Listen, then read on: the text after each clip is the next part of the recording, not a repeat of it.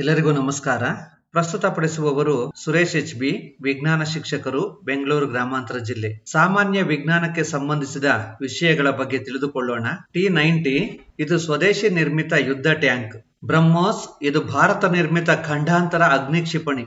Stealth technology ಎಂದರೆ ಯುದ್ಧ ವಿಮಾನಗಳು, ಜಲವಾಹನಗಳು, ಕ್ಷಿಪಣಿಗಳಂತಹವುಗಳನ್ನು ನಿರ್ಮಿಸಲು ಉಪಯೋಗಿಸುವ ತಂತ್ರಜ್ಞಾನ. ಪೇಸ್ ಇದು ರಕ್ಷಣಾ ಸಂಶೋಧನೆ ಮತ್ತು ಅಭಿವೃದ್ಧಿ ಸಂಸ್ಥೆ ಅಭಿವೃದ್ಧಿಪಡಿಸಿರುವ ಸೂಪರ್ ಕಂಪ್ಯೂಟರ್. ಕ್ಷಿಪಣಿಗಳು, ಯುದ್ಧ ವಿಮಾನಗಳ ವಿನ್ಯಾಸ ಮತ್ತು ವಾಣಿಜ್ಯ ಸೇವೆ ನೀಡುವುದು ಇದರ ಉದ್ದೇಶ. ಓಝೋನ್ ಪದರದ ಬರಿದಾಗುವಿಕೆಯಿಂದಾಗಿ ಭೂಮಿಯ ಮೇಲಿನ ಜೀವಿಗಳಿಗೆ ಅತಿ ನೇರಳೆ ಕಿರಣಗಳು ಬೀಳುತ್ತವೆ.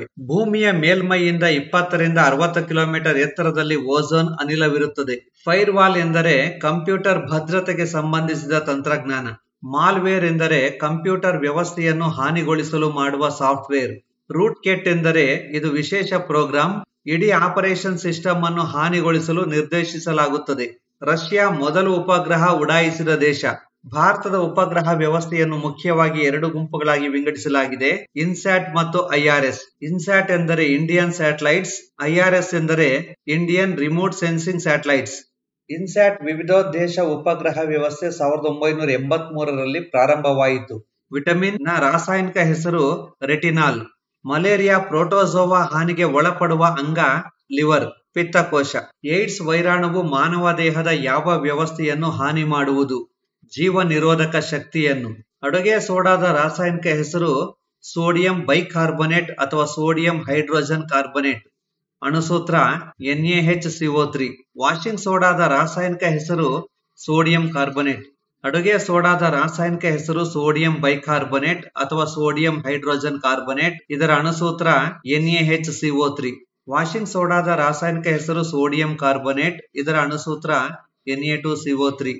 ನಗುವಿನ ಅನಿಲ ಅಥವಾ ನಗಿಸುವ ಅನಿಲ. ಇದರ ರಾಸಾಯನಿಕ ಹೆಸರು ನೈಟ್ರಸ್ ಆಕ್ಸೈಡ್. ನೀರಿನ ರಾಸಾಯನಿಕ ಹೆಸರು ಹೈಡ್ರೋಜನ್ ಆಕ್ಸೈಡ್. ಇದರ ಅಣುಸೂತ್ರ H2O. ಟೆರಾಬೈಟ್ ಇದು ಕಂಪ್ಯೂಟರ್ಗೆ ಸಂಬಂಧಿಸಿದ್ದು ಅತಿ ಹೆಚ್ಚು ಸಂಗ್ರಹಣಾ ಸಾಮರ್ಥ್ಯವನ್ನು ಹೊಂದಿದೆ. ತುರ್ತು ಪರಿಸ್ಥಿತಿಯಲ್ಲಿ ಹೃದಯದ ಬಡಿತವನ್ನು ಹೆಚ್ಚಿಸುವ ಹಾರ್ಮೋನ್ ಅಡ್ರಿನಾಲಿನ್. ಕ್ವಿಕ್ ಸಿಲ್ವರ್ ಎಂದು ಕರೆಯಲ್ಪಡುವ ಲೋಹ ಪಾದರಸ. ಮಲೇರಿಯಾ ರಕ್ತ ಕಣಗಳು, ಫೈಲೇರಿಯಾ ಸ್ನಾಯುಗಳು, ಎನ್ಸಿಫಿಲಿಟಿಸ್ ಮೆದುಳು, ಲ್ಯುಕೇಮಿಯಾ ಅಸ್ಥಿಮಜ್ಜೆ. ಎಕ್ಸ್ರೇ ಕಂಡುಹಿಡಿದ ವಿಜ್ಞಾನಿ W. ರಾಂಟ್ಜನ್ ಅಥವಾ ವಿಲಿಯಂ ರಾಂಟ್ಜನ್. ಪೆನ್ಸಿಲಿನ್ ಸಂಶೋಧಕ ಅಲೆಕ್ಸಾಂಡರ್ ಫ್ಲೆಮಿಂಗ್. ಪೋಲಿಯೋ ಲಸಿಕೆಯನ್ನು ಕಂಡುಹಿಡಿದ ವಿಜ್ಞಾನಿ ಜಾನ್ ಇ ಸಾಲ್ಕ್. ಕ್ಯಾಥೋಡ್ ಕಿರಣಗಳನ್ನು ಕಂಡುಹಿಡಿದ ವಿಜ್ಞಾನಿ ಅಲೆಕ್ಸಾಂಡರ್ ಪೊರಾರ್ಕ್ಸ್. ತ್ರಿಶೂಲ್ ಇದು ಭೂಮಿಯಿಂದ ಆಕಾಶಕ್ಕೆ ಹಾರುವ ಕ್ಷಿಪಣಿ. ನಾಗ್ ಟ್ಯಾಂಕ್ ನಿರೋಧಕ ಕ್ಷಿಪಣಿ. ಅಗ್ನಿ ಇದು ಖಂಡಾಂತರ ಕ್ಷಿಪಣಿ. ಹಕ್ಕಿ ಜ್ವರ ಬರ್ಡ್ಸ್ ಫ್ಲೂ. ಇದರ ರೋಗಾಣು H5N1. ಡೆಂಗ್ಯೂ ಜ್ವರ ರೋಗವಾಹಕ ಜೀವಿ ಈಡಿಸ್ ಈಜಿಪ್ಟಿ. ಟೈಫಾಯ್ಡ್ ಜ್ವರದ ರೋಗಾಣು ಸಾಲ್ಮೊನೆಲ್ಲಾ ಟೈಫೆ. ಕಾಲರಾದ ರೋಗಾಣು ವಿಬ್ರಿಯೋ ಕಾಲರೆ. ನ್ಯಾನೋ ತಂತ್ರಜ್ಞಾನ ಪ್ರಶಸ್ತಿಯನ್ನು ಇತ್ತೀಚೆಗೆ ಪಡೆದ ವಿಜ್ಞಾನಿಯ ಹೆಸರು ಡಾ CNR ರಾವ್. ಕಂಚು ಮಿಶ್ರಲೋಹದಲ್ಲಿ ಕಂಡುಬರುವ ಘಟಕಗಳು ತಾಮ್ರ ಮತ್ತು ತವರ. ಜೀವಕೋಶದ ಶಕ್ತಿ ಉತ್ಪಾದನಾ ಕೇಂದ್ರ ಎಂದು ಕರೆಯಲ್ಪಡುವ ಕಣದಂಗ ಮೈಟೋಕಾಂಡ್ರಿಯಾ. ಕಾಲರಾ ರೋಗಕ್ಕೆ ಕಾರಣವಾದ ಬ್ಯಾಕ್ಟೀರಿಯಾ ವಿಬ್ರಿಯೋ ಕಾಲರೆ. ಆಧುನಿಕ ತಳಿಶಾಸ್ತ್ರದ ಪಿತಾಮಹ ಗ್ರೆಗರ್ ಮೆಂಡಲ್. ಪ್ಯಾಥೋಮೀಟರ್ ಇದನ್ನು ಸಾಗರಗಳ ಆಳವನ್ನು ಕಂಡುಹಿಡಿಯಲು ಬಳಸುತ್ತಾರೆ. ಥರ್ಮೋಮೀಟರ್ ವಸ್ತುವಿನ ಉಷ್ಣತೆಯನ್ನ ಪತ್ತೆ ಹಚ್ಚಲು ಬಳಸುತ್ತಾರೆ. ಮಾನೋಮೀಟರ್ ಅನಿಲಗಳ ಒತ್ತಡವನ್ನ ಕಂಡುಹಿಡಿಯಲು ಬಳಸುತ್ತಾರೆ. ಪತ್ರ ಹರಿತು ಇಲ್ಲದ ಜೀವಿ ಈಸ್ಟ್, ಆದ್ದರಿಂದ ಇದು ಬಣ್ಣರಹಿತವಾಗಿರುತ್ತದೆ. ಪಾಶ್ಚರೀಕರಣ ಎಂದರೆ ಉಷ್ಣತೆಯಿಂದ ಸೂಕ್ಷ್ಮ ಜೀವಿಗಳನ್ನು ಕೊಲ್ಲುವುದು. ಹಾಲನ್ನು 70 ಡಿಗ್ರಿ ಸೆಲ್ಸಿಯಸ್ ತಾಪದಲ್ಲಿ 30 ನಿಮಿಷಗಳ ತನಕ ಕಾಯಿಸಿ ತಕ್ಷಣ ತಂಪುಗೊಳಿಸಿ ಹಾಲು ಕೆಡುವುದಕ್ಕೆ ಕಾರಣವಾಗಿರುವ ಸೂಕ್ಷ್ಮ ಜೀವಿಗಳನ್ನು ನಾಶಪಡಿಸಿ ಹಾಲನ್ನ ಸಂರಕ್ಷಿಸುವ ವಿಧಾನಕ್ಕೆ ಪಾಶ್ಚರೀಕರಣ ಎನ್ನುತ್ತೇವೆ. ಇದನ್ನು ಕಂಡುಹಿಡಿದು ತಿಳಿಸಿಕೊಟ್ಟ ವಿಜ್ಞಾನಿ ಲೂಯಿ ಪಾಶ್ಚರ್. ಅವರ ಗೌರವಾರ್ಥಕವಾಗಿ ಈ ವಿಧಾನಕ್ಕೆ ಪಾಶ್ಚರೀಕರಣ ಎಂದು ಹೆಸರು ಬಂದಿದೆ. ಪಾಶ್ಚರೀಕರಣ ವಿಧಾನದಲ್ಲಿ ಸಂರಕ್ಷಿಸುವ ಆಹಾರ ಪದಾರ್ಥ ಹಾಲು. ಕಾಲರಾ, ಸಿಡುಬು ರೋಗಗಳಿಗೆ ಲಸಿಕೆ ಕಂಡುಹಿಡಿದವರು ಲೂಯಿಸ್ ಪಾಶ್ಚರ್. ಕ್ಷಯ ರೋಗಕ್ಕೆ ಕಾರಣ ಪತ್ತೆ ಹಚ್ಚಿದ ಸಾಧನೆಗಾಗಿ ನೊಬೆಲ್ ಪ್ರಶಸ್ತಿ ಪಡೆದವರು ರಾಬರ್ಟ್ ಕೋಚ್. ಇದು ಪರಾವಲಂಬಿ ಜೀವಿಯಲ್ಲ, ಕಲ್ಲುಹೂ. ಕಲ್ಲುಹು ಸಸ್ಯ ಎಂದರೆ ಶೈವಲ ಮತ್ತು ಶಿಲೀಂಧ್ರ ಎರಡೂ ಜೀವಿಗಳು ಒಟ್ಟಿಗೆ ವಾಸಿಸುತ್ತವೆ, ಪರಸ್ಪರ ಲಾಭವನ್ನ ಪಡೆದುಕೊಳ್ಳುತ್ತವೆ. ಇದನ್ನು ಕೂಡು ಜೀವನ ಅಥವಾ ಸಹಜೀವನ ಎಂದು ಕರೆಯುತ್ತೇವೆ. ಲಾಲಾರಸದಲ್ಲಿರುವ ಕಿಣ್ವ ಅಮೈಲೇಸ್ ಇದು ಆಹಾರದಲ್ಲಿರುವ ಪಿಷ್ಟವನ್ನು ಗ್ಲೂಕೋಸ್ ಆಗಿ ಪರಿವರ್ತಿಸುತ್ತದೆ. ಹಲ್ಲುಗಳಲ್ಲಿರುವ ಗಟ್ಟಿಯಾದ ಪದಾರ್ಥ ಡೆಂಟಿನ್. ಹಲ್ಲುಗಳು ಡೆಂಟಿನ್ ಎಂಬ ಗಟ್ಟಿಯಾದ ಪದಾರ್ಥದಿಂದ ಮಾಡಲ್ಪಟ್ಟಿರುತ್ತವೆ. ಒಸಡಿನ ಮೇಲ್ಭಾಗದಲ್ಲಿ ಹಲ್ಲುಗಳನ್ನ ಆವರಿಸಲ್ಪಟ್ಟಿರುವ ಅತ್ಯಂತ ಗಟ್ಟಿಯಾದ ವಸ್ತು ಎನಾಮೆಲ್. ಇದು ನಮ್ಮ ದೇಹದಲ್ಲಿರುವ ವಸ್ತುಗಳಲ್ಲೆಲ್ಲ ಅತ್ಯಂತ ಗಟ್ಟಿಯಾದ ವಸ್ತು. ರೈಬೋಸೋಮ್ಗಳನ್ನು ಸಾಮಾನ್ಯವಾಗಿ ಜೀವಕೋಶದ ಪ್ರೋಟೀನ್ ಕಾರ್ಖಾನೆಗಳು ಎಂದು ಕರೆಯುತ್ತೇವೆ, ಏಕೆಂದರೆ ರೈಬೋಸೋಮ್ಗಳು ಪ್ರೋಟೀನ್ ತಯಾರಿಕೆಗೆ ಸಹಾಯ ಮಾಡುತ್ತವೆ. ಕ್ರೋಮೋಸೋಮ್ಗಳಲ್ಲಿರುವ ಕೆಲವು ಅಂಶಗಳು ವಂಶ ಪಾರಂಪರ್ಯ ಗುಣಗಳನ್ನ ಸಾಗಿಸುತ್ತವೆ. ಅವುಗಳನ್ನ ಜೀನ್ಗಳು ಅಥವಾ ವಂಶಾಣುಗಳು ಎನ್ನುತ್ತೇವೆ. ಆಂಥ್ರಾಕ್ಸ್ ರೋಗಕ್ಕೆ ಕಾರಣ ಪತ್ತೆ ಹಚ್ಚಿದ ವಿಜ್ಞಾನಿ ರಾಬರ್ಟ್ ಕೋಚ್. ಇದು ಸಸ್ಯ ಜೀವಕೋಶದಲ್ಲಿ ಮಾತ್ರ ಕಂಡುಬರುವುದು. ಕೋಶ ಭಿತ್ತಿ. ಇದು ಧಾನ್ಯವಲ್ಲ, ಕಡಲೆಕಾಯಿ, ಏಕೆಂದರೆ ಇದು ಕಾಳು, ಇದು ಬೀಜ. ಸಸ್ಯಗಳಲ್ಲಿ ಇದು ಸಾಮಾನ್ಯವಾಗಿ ಕಳೆ ಅನ್ನಿಸಿಕೊಳ್ಳುವುದಿಲ್ಲ. ಅಜೋಲಾ. ಸಸ್ಯಗಳ ಬೆಳವಣಿಗೆಗೆ ಉಪಯುಕ್ತವಾದ ಮಣ್ಣಿನ ಆಮ್ಲೀಯತೆ pH ಮೌಲ್ಯ 6.5 ರಿಂದ 7.5. ನೈಸರ್ಗಿಕವಾಗಿ ಕಾಂತೀಯ ಗುಣ ಹೊಂದಿರುವ ವಸ್ತು ಮ್ಯಾಗ್ನೆಟೈಟ್. ಇದು ಅಯಸ್ಕಾಂತದ ಅದುರಿನ ಹೆಸರಾಗಿದೆ. ಜೀವಕೋಶದ ಉಸಿರಾಟದ ಕೇಂದ್ರ ಅಥವಾ ಶಕ್ತಿ ಕೇಂದ್ರ ಮೈಟೊಕಾಂಡ್ರಿಯಾ, ಏಕೆಂದರೆ ಮೈಟೊಕಾಂಡ್ರಿಯಾದಲ್ಲಿ ಜೀರ್ಣವಾದ ಆಹಾರ ಆಕ್ಸಿಜನ್ನೊಂದಿಗೆ ಉತ್ಕರ್ಷಣೆಗೆ ಒಳಗಾಗಿ ಶಕ್ತಿ ಬಿಡುಗಡೆಯಾಗುತ್ತದೆ. ಕೀಟಹಾರಿ ಸಸ್ಯಗಳು ಕೀಟಗಳನ್ನ ಹಿಡಿಯುವುದು ಸಾರಜನಕಕ್ಕಾಗಿ. ಕೀಟಹಾರಿ ಸಸ್ಯಗಳು ಕೀಟಗಳನ್ನ ಸೆರೆ ಹಿಡಿದು ತಿನ್ನುತ್ತವೆ. ಇವು ಜೌಗು ಪ್ರದೇಶದಲ್ಲಿ ಬೆಳೆಯುವುದರಿಂದ ಮಣ್ಣಿನಲ್ಲಿ ಸಾರಜನಕದ ಕೊರತೆ ಇರುತ್ತದೆ. ಸಾರಜನಕವನ್ನ ಪಡೆದುಕೊಳ್ಳುವುದಕ್ಕಾಗಿ ಕೀಟಹಾರಿ ಸಸ್ಯಗಳು ಕೀಟಗಳನ್ನು ಸೆರೆ ಹಿಡಿದು ತಿನ್ನುತ್ತವೆ. ಜಠರದಲ್ಲಿರುವ ಪೆಪ್ಸಿನ್ ಜೊತೆಯಲ್ಲಿರುವ ಮತ್ತೊಂದು ಕಿಣ್ವ ರೆನಿನ್. ಪೆಪ್ಸಿನ್ ಮತ್ತು ರೆನಿನ್. ಪಕ್ಷಿ ವರ್ಗವು ಸರೀಸೃಪಗಳಿಂದ ವಿಕಾಸಗೊಂಡಿರಬೇಕೆಂದು ಸಾಕ್ಷಿಯಾಗಿರುವ ಪಳೆಯುಳಿಕೆ ಜೀವಿ ಆರ್ಕಿಯೋಪ್ಟೆರಿಕ್ಸ್. ಇದನ್ನು ಸರೀಸೃಪ ಪಕ್ಷಿ ಎಂದು ಕರೆಯುತ್ತಾರೆ, ಏಕೆಂದರೆ ಇದು ಸರೀಸೃಪ ಮತ್ತು ಪಕ್ಷಿಗಳ ಎರಡೂ ಗುಣಗಳನ್ನ ಹೊಂದಿದೆ. ಇದು ಸರೀಸೃಪ ಮತ್ತು ಪಕ್ಷಿಗಳ ನಡುವಿನ ಕೊಂಡಿಯಾಗಿದೆ. ಪಕ್ಷಿಗಳು ಸರೀಸೃಪಗಳಿಂದ ವಿಕಾಸಗೊಂಡಿವೆ ಎಂಬುದಕ್ಕೆ ಆರ್ಕಿಯೋಪ್ಟೆರಿಕ್ಸ್ ಸಾಕ್ಷಿಯಾಗಿದೆ. ಪಕ್ಷಿಗಳು ಸರೀಸೃಪಗಳಿಂದ ವಿಕಾಸಗೊಂಡಿವೆ ಎಂಬುದಕ್ಕೆ ಆರ್ಕಿಯೋಪ್ಟೆರಿಕ್ಸ್ ಸಾಕ್ಷಿಯಾಗಿದೆ. ಇದು ಪಡಿಯಚ್ಚು ರೂಪದಲ್ಲಿ ದೊರಕಿದೆ. ಬೀಜವನ್ನು ಬಿತ್ತಲು ಸಾಮಾನ್ಯವಾಗಿ ಬಳಸುವ ಸಾಧನ ಕೂರಿಗೆ. ರೈತನೊಬ್ಬ ತನ್ನ ಕೃಷಿ ಭೂಮಿಯಲ್ಲಿ ಸಾಸ್ವಾಕ್, ಅಜೋಲಾ, ಅನಾಬೆನ್ನ ಮುಂತಾದ ಜೀವಿಗಳನ್ನು ಅಭಿವೃದ್ಧಿಪಡಿಸುತ್ತಾನೆ. ಅವನ ಉದ್ದೇಶ ಭೂಮಿಯ ಫಲವತ್ತತೆಯನ್ನ ಹೆಚ್ಚಿಸುವುದು, ಏಕೆಂದರೆ ಇವು ಜೈವಿಕ ನೈಟ್ರೋಜನ್ ಸ್ಥಿರೀಕರಣದಲ್ಲಿ ಪ್ರಮುಖ ಪಾತ್ರ ವಹಿಸುತ್ತವೆ. ವಾತಾವರಣದಲ್ಲಿರುವ ಮುಕ್ತ ಅನಿಲ ಅನುರೂಪದ ನೈಟ್ರೋಜನ್ ಅನ್ನ ಹೀರಿಕೊಂಡು ನೈಟ್ರೇಟ್ ಸಂಯುಕ್ತವನ್ನಾಗಿ ಪರಿವರ್ತನೆ ಮಾಡಿ ಮಣ್ಣಿಗೆ ಸೇರಿಸುವುದರ ಮೂಲಕ ಮಣ್ಣಿನ ಸಾರವತ್ತತೆ ಅಥವಾ ಫಲವತ್ತತೆಯನ್ನು ಹೆಚ್ಚಿಸುತ್ತವೆ. ನವೀಕರಣ ಹೊಂದುವ ಸಂಪನ್ಮೂಲಗಳು ನೀರು, ಗಾಳಿ, ಸೌರಶಕ್ತಿ ಮುಂತಾದವುಗಳು, ಏಕೆಂದರೆ ಇವುಗಳನ್ನು ಎಷ್ಟು ಉಪಯೋಗಿಸಿಕೊಂಡರೂ ಮುಗಿದು ಹೋಗದ ನೈಸರ್ಗಿಕ ಸಂಪನ್ಮೂಲಗಳಾಗಿವೆ. ಜೀರ್ಣಾಂಗ ವ್ಯೂಹದ ಈ ಭಾಗ ಜೀರ್ಣವಾಗದ ಆಹಾರದಿಂದ ನೀರನ್ನು ಹೀರಿಕೊಳ್ಳುತ್ತದೆ. ದೊಡ್ಡ ಕರುಳು. ದೊಡ್ಡ ಕರುಳಿನ ಕಾರ್ಯ ಜೀರ್ಣವಾಗದ ಆಹಾರದಿಂದ ನೀರು ಮತ್ತು ಲವಣಗಳನ್ನ ಹೀರಿಕೊಳ್ಳಲು ಸಹಾಯ ಮಾಡುತ್ತದೆ. ಜೀರ್ಣಾಂಗ ವ್ಯೂಹದ ಈ ಭಾಗ ಪಿತ್ತನಾಳದಿಂದ ಪಿತ್ತರಸವನ್ನು ಪಡೆಯುತ್ತದೆ. ಡಿಯೋಡಿನಮ್ ಅಂದರೆ ಸಣ್ಣ ಕರುಳಿನ ಮೊದಲನೆಯ ಭಾಗ. ಆಹಾರದ ಘಟಕವಾಗಿರುವ ಈ ಪೋಷಕಾಂಶ ದೇಹಕ್ಕೆ ಶಕ್ತಿಯನ್ನು ಒದಗಿಸುತ್ತದೆ. ಕಾರ್ಬೋಹೈಡ್ರೇಟ್. ನಮ್ಮ ದೇಹಕ್ಕೆ ಬೇಕಾಗಿರುವ 80%ಕ್ಕಿಂತಲೂ ಅಧಿಕ ಶಕ್ತಿಯನ್ನು ಒದಗಿಸುವ ಪೋಷಕಾಂಶ ಕಾರ್ಬೋಹೈಡ್ರೇಟ್.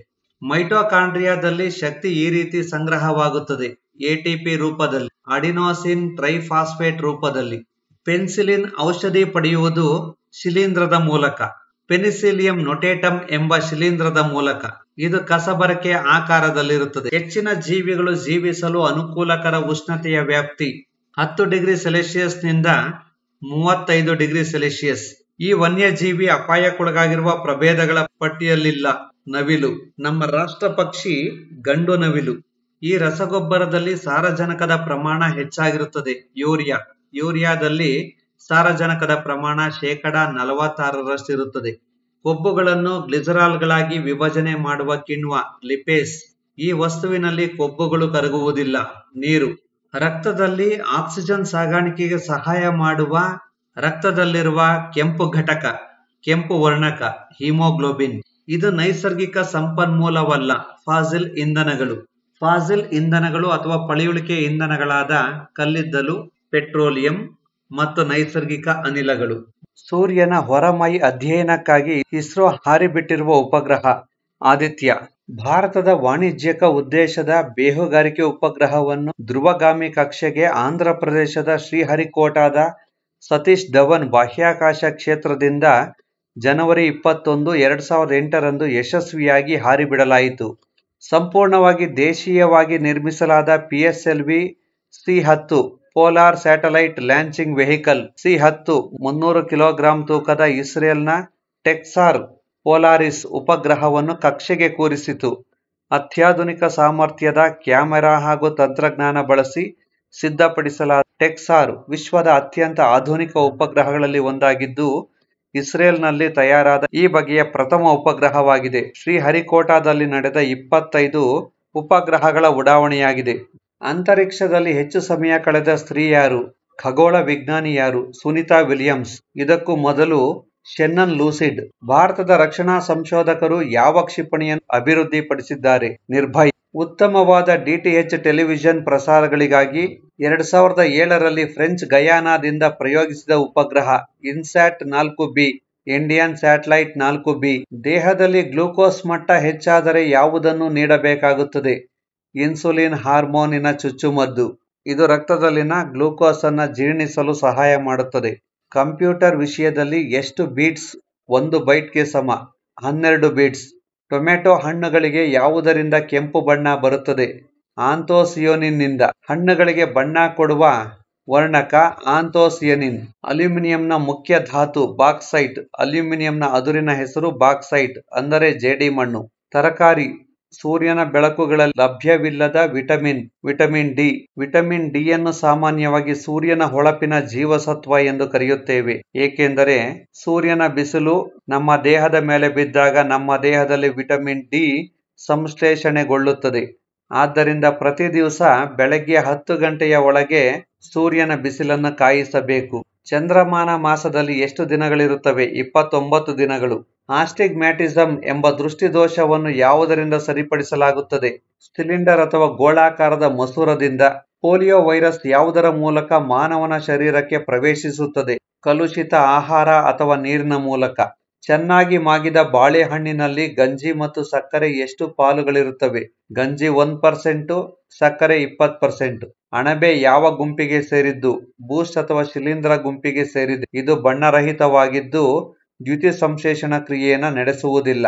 ಇದು ಕ್ಲೋರೋಫಿಲ್ ಅನ್ನು ಹೊಂದಿಲ್ಲದೆ ಇರುವುದರಿಂದ ಬಣ್ಣರಹಿತವಾಗಿದ್ದು ದ್ಯುತಿ ಸಂಶ್ಲೇಷಣ ಕ್ರಿಯೆಯನ್ನು ನಡೆಸುವುದಿಲ್ಲ. ಇದು ಕೊಳೆತಿನಿಯಾಗಿದೆ. ಯಾವ ಸಮಯದಲ್ಲಿ ಬೆವರು ಹೆಚ್ಚಾಗಿ ಸುರಿಯುತ್ತದೆ? ತಾಪಮಾನ ಹೆಚ್ಚಾಗಿದ್ದು ತೇವಗಾಳಿ ಇದ್ದಾಗ. ಯಾವ ವಿಟಮಿನ್ ಕೊರತೆಯಿಂದಾಗಿ ಒಸಡಿನಲ್ಲಿ ರಕ್ತ ಸೋರುತ್ತದೆ? ವಿಟಮಿನ್ ಸಿ ಕೊರತೆಯಿಂದ. ವಿಟಮಿನ್ ಸಿ ಕೊರತೆಯಿಂದ ಸ್ಕರ್ವಿ ರೋಗ ಉಂಟಾಗುತ್ತದೆ. ಲವಂಗಗಳು ಹೂವಿನ ಮೊಗ್ಗುಗಳು. ಮನುಷ್ಯರಲ್ಲಿ ರಕ್ತ ಗಡ್ಡೆ ಕಟ್ಟಲು ಬೇಕಾಗುವ ಸಮಯ 3 ರಿಂದ 5 ನಿಮಿಷಗಳು. ಮನುಷ್ಯನ ರಕ್ತದಲ್ಲಿ ಫೈಬ್ರಿನೋಜಿನ್ ಮತ್ತು ಪ್ರೋಥ್ರಾಂಬಿನ್ ಎಂಬ ಪ್ರೋಟೀನ್ಗಳಿರುತ್ತವೆ. ಇವು ರಕ್ತ ಹೆಪ್ಪುಗಟ್ಟಲು ಸಹಾಯ ಮಾಡುತ್ತವೆ. ನಾಟಿಕಲ್ ಅಳತೆ ಯಾವುದನ್ನು ಅಳೆಯಲು ಉಪಯೋಗಿಸುತ್ತಾರೆ? ಸಮುದ್ರದ ಮೇಲ್ಮೈ ಅಂತರವನ್ನು. ಯಾವ ರೋಗದಿಂದಾಗಿ ಕೆಂಪು ರಕ್ತ ಕಣಗಳು ನಶಿಸುತ್ತವೆ? ಹಳದಿ ಕಾಮಾಲೆ ಅಥವಾ ಜಾಂಡೀಸ್ ರೋಗದಿಂದ. ವಿಶ್ವದಲ್ಲಿನ ಅತ್ಯಂತ ವಿಷಪೂರಿತವಾದ ಕಪ್ಪೆ ಬ್ಲೂ ಕಾರ್ಟ್ ಕಪ್ಪೆ. ಕೆಂಪು ಗುಲಾಬಿ ನೀಲಿ ಬಣ್ಣದ ಬೆಳಕಿನಲ್ಲಿ ಕಪ್ಪಾಗಿ ಕಾಣುತ್ತದೆ, ಏಕೆಂದರೆ ಯಾವುದೇ ವಸ್ತುಗಳಿಗೆ ನಿಜವಾಗಿಯೂ ಬಣ್ಣವಿರುವುದಿಲ್ಲ. ಅವು ಸೂರ್ಯನ ಬೆಳಕು ಅದರ ಮೇಲೆ ಬೀಳುವುದರಿಂದ ಆಯಾ ಬಣ್ಣಗಳನ್ನು ಪ್ರತಿಫಲಿಸುವುದರಿಂದ ಆಯಾ ಬಣ್ಣದಲ್ಲಿ ಕಾಣಿಸುತ್ತವೆ. ಸೂರ್ಯನ ಬೆಳಕು ವಸ್ತುಗಳ ಮೇಲೆ ಬಿದ್ದಾಗ ವಸ್ತುಗಳು ಸೂರ್ಯನ ಬೆಳಕಿನ ಆಯಾ ಬಣ್ಣಗಳನ್ನು ಪ್ರತಿಫಲಿಸುವುದರಿಂದ ಆಯಾ ಬಣ್ಣಗಳಲ್ಲಿ ಕಾಣಿಸುತ್ತವೆ. ರೋಮನ್ ಸಂಖ್ಯೆ XXX ಅನ್ನು ಅರೇಬಿಕ್ ಅಂಕಿಗಳ 30 ಎಂದು ವ್ಯಕ್ತಪಡಿಸುತ್ತೇವೆ. 100ಕ್ಕೆ ರೋಮನ್ ಸಂಖ್ಯೆ ಸಿ. ಡೆಸಿಬಲ್ ಯಾವುದರ ಅಳತೆಗೋಲು? ಧ್ವನಿ ಪರಿಮಾಣ. ಶಬ್ದದ ತೀವ್ರತೆಯನ್ನು ಡೆಸಿಬಲ್ ನಲ್ಲಿ ಅಳೆಯುತ್ತಾರೆ. ಶಬ್ದದ ತೀವ್ರತೆ 80 ಡೆಸಿಬಲ್ ಗಿಂತ ಅಧಿಕವಾಗಿದ್ದರೆ ಕಿವಿ ತಮಟೆಗೆ ಹಾನಿಕಾರಕ. ಇದು ಕಿವಿ ತಮಟೆಯನ್ನು ಒಡೆದು ಹೋಗುವಂತೆ ಮಾಡಿ ಶಾಶ್ವತ ಕಿವುಡುತನ ಉಂಟು ಮಾಡುತ್ತದೆ. ಎಲೆಕ್ಟ್ರಿಕ್ ಹೀಟರ್ ನಲ್ಲಿ ಉಪಯೋಗಿಸುವ ಮಿಶ್ರಲೋಹದ ತಂತಿ ನೈಕ್ರೋಮ್. ಇದು ಅಧಿಕ ರೋಧ ಹೊಂದಿದ್ದು ಹೆಚ್ಚಿನ ತಾಪದವರೆಗೆ ಬಿಸಿಯಾಗುತ್ತದೆ. ಅಧಿಕ ತಾಪದಲ್ಲಿ ಸುಲಭವಾಗಿ ಕರಗುವುದಿಲ್ಲ. ಒಂದು ವಸ್ತು ಯಾವುದರಲ್ಲಿ ಹೆಚ್ಚು ತೂಕ ತೂಗುತ್ತದೆ? ಗಾಳಿಯಲ್ಲಿ. ವ್ಯೋಮಯಾನಿಗೆ ಬಾಹ್ಯಾಕಾಶ ಹೇಗೆ ಕಾಣಿಸುತ್ತದೆ? ವ್ಯೋಮಯಾನಿಗೆ ಬಾಹ್ಯಾಕಾಶ ಕಪ್ಪಾಗಿ ಕಾಣಿಸುತ್ತದೆ, ಏಕೆಂದರೆ ವ್ಯೋಮದಲ್ಲಿ ವಾತಾವರಣ ಇಲ್ಲದಿರುವುದರಿಂದ ಬೆಳಕು ಚದುರುವುದಿಲ್ಲ. ವೀಕ್ಷಿಸಿದ್ದಕ್ಕೆ ಧನ್ಯವಾದಗಳು.